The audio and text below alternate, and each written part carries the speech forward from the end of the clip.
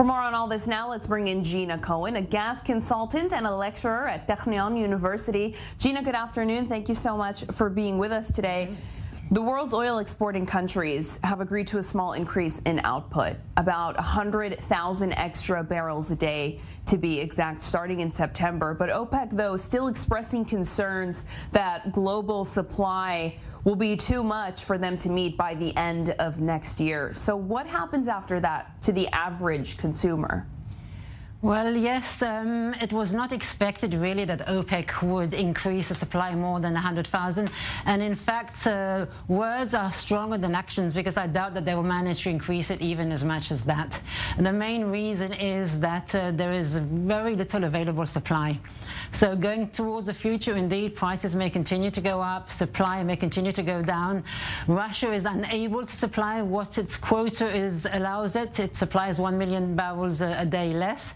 And the extra 100,000 barrels quoted is equivalent to 0.1% of production. So difficult times ahead. Let's talk about Germany for a second. Olaf Scholz saying that Russia has no reason to hold up the return for this gas turbine that's now in Germany for the Nord 1 pipeline. Now, they were saying it was broken, and the Germans went sort of around these sanctions and had it fixed in Canada, and now they want to send it back to Russia to get the pipeline to continue with its work, because it's only producing about 20% of what it should. But Russia is being very wishy-washy about taking it back. So what happens to a country like Germany come winter when there's no power for heating? Very bad things are going to happen probably in Germany. The Nord Stream pipeline has 6 turbines, and currently, indeed, the turbine is stuck in Germany. It went back to Canada for maintenance. It has been returned to Germany, and Gazprom is refusing to accept it. It says that there are still sanctions imposed by the US, the EU, and they're concerned, or they say they're concerned about accepting the turbine. Of course, they're playing politics. The GDP of Germany is likely to fall by 2.7% this year, another 1.1% next year. Sweaters are being bought and electronic devices to keep warm.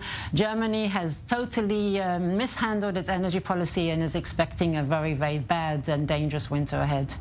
The UN Secretary General calling for oil and gas companies to face special taxes. Earlier in the day, we had an economic expert from Tel Aviv University tell us that these companies are actually making 4 times the amount in this quarter. So what happens to them? We've seen some countries actually implement these new taxes, but what happens to the rest of the world? Well, yes, the UK has imposed new taxes, for instance, but they have said that if the companies reinvest in discovering new oil and gas in England, then they'll be exempt from some of the taxes. I think it's very populistic to say that the companies are making so much money, we should increase taxes. Increased taxes is one of the problems that we have reached this kind of situation, because politicians keep on attacking the oil and gas companies. They were attacking them in the past for producing too much oil and gas and for not going towards renewables, attacking them in the past because there's too much supply, not enough supply. Now they're making too much money.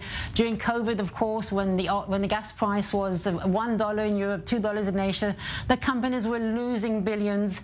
One cannot move ahead on populistic decisions. I have to take long-term decisions on how to ensure the future of Europe and the world's energy supply, and the politicians are not taking the right actions.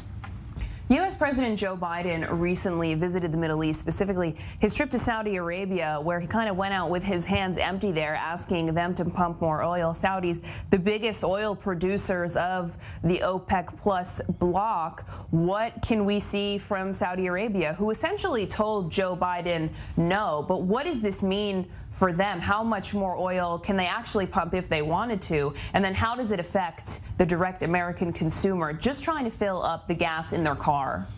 Well, Saudi Arabia has about 1 million barrels a day of spare capacity, but they are loath to use this capacity in case another country cannot supply. They are the swing producer, so that is why the whole group of OPEC has only agreed to another 100,000. Saudi Arabia will probably not increase its production. It's going to take them at least another 5 years to be able to increase their production to something like 12 million barrels a day. It means that, yes, currently, I mean, oil prices are today about $97, so it's in some kind of range below $100. It's impossible to predict what is going to happen, but for the next couple of years, probably oil and gas prices are going to be high for everybody. We'll certainly see the fallout from this energy crisis following Russia's invasion of Ukraine. Gina Cohen, a gas consultant and lecturer at Technion University. Thank you. Thank you.